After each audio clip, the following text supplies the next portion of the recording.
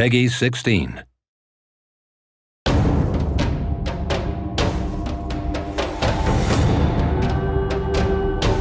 You encountered a lot of pirates in the prequel Risen, as well as in other games that we have developed, and that fitted pretty well with the dialogue style of the games and their quests, so we decided to turn it into a complete game.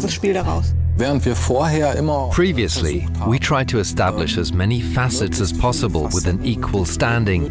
This time, however, we focused very much on the pirate setting, not least because you are left with almost no choice but to join the pirates. The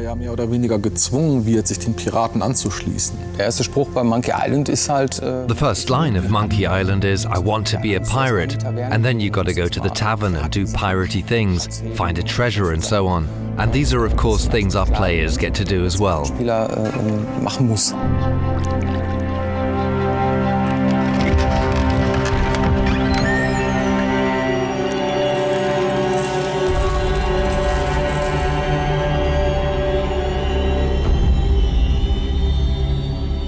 Wie man hier sehen kann, wollten wir raus aufs Meer und durch diese Schiffsreisen halt ein tropisches und exotisches Piratenspiel erzeugen. Hier haben wir die Startlocation. Hier lernt man das Spiel kennen in einem Tutorial. Du kannst dann am Anfang ein paar Monster plätten am Strand oder so, in der letzten Bastion der Menschheit. Du fährst dann auch ziemlich schnell dann mit dem Schiff rüber zu der ersten Insel, die dann schon etwas größer ist, wo es auch zwei Lager gibt, einmal von der Inquisition und einmal hier hinten das Piratenlager. Da wird die Welt ein bisschen größer. Wenn du dich den Piraten angeschlossen hast, dann kannst du dann mit dem Schiff direkt mit den Piraten zu dieser Küstenregion auf dieser Seite dann hinreisen. Die Welt wird immer größer und von da ab hast du dann irgendwann, hier kriegst du dann dein eigenes Schiff und kannst dann auch andere Inseln dann weiter bereisen. Es lohnt sich auf jeden Fall am Ende des Spiels, im weiteren Verlauf des Spiels dann auch nochmal Locations, die man schon gespielt hat, nochmal hinzureisen, weil es da auch noch mehrere Quests gibt, noch im hinteren Bereich des Spiels. Also wir haben damals angefangen. Back then, we started with the prototypes. We just built pretty rough landscapes and walked through them, put in a few trees and various placeholders and checked out how it felt. Too big, too small. After that, the prototypes went into production and that's when the game began to take on a life of its own. Teilweise von alleine zu wachsen. In Risen 2 haben wir mehrere Inseln und There are several islands in Risen 2. In the past, we built the game landscape by hand. That's a lot of work. You have to add a lot of details and create all the paths.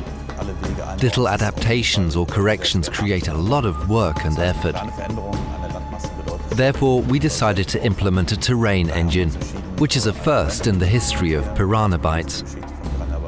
And it paid off, because we were able to implement prototypes way faster. schneller Prototypen als auch implementieren konnten.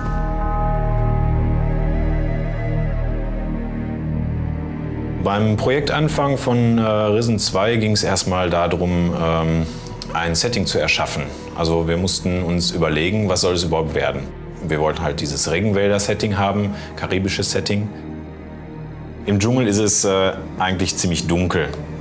Ja, im Dschungel gibt es viel Schattenwurf. Es gibt unterschiedliche Baumhöhen und es gibt viel Bodenvegetation.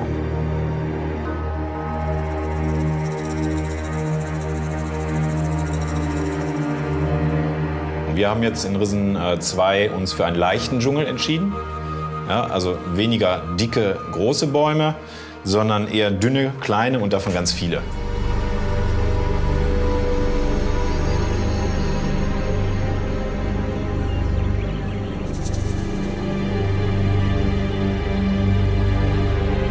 Also wir sind ja hier im Ruhrpott und so viel haben wir nicht hier, was wir uns selbst anschauen können. Ja, aber ein paar Wälder haben wir schon und da ziehen wir schon mal selber los mit der Kamera.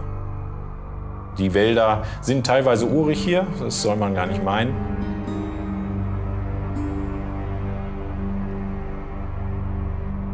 Es ist wie immer gewesen. It was the usual struggle of making it neither too big nor too small. We tried to keep things balanced out. On the one hand, you've got to create a world that's big enough to make it plausible that you require a ship to get from one scene to the next. On the other hand, if it's too big, it gets boring due to the sheer size of it. We used the islands to put certain structures in place.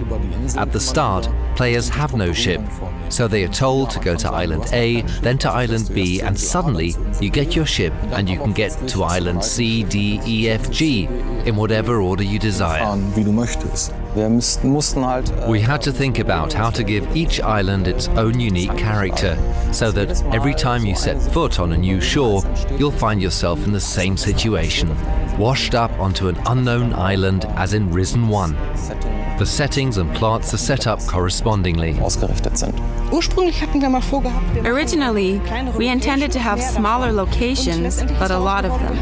What we've got in the end are a lot of big locations and a lot more fun exploring them. sich daran auszutoben. Wir sind nicht We are not able to build a camp that consists of only 5 interacting characters. There's got to be at least 20 of them, and of course each of them has at least one quest for you. As a result, the game has grown. It really became a huge world.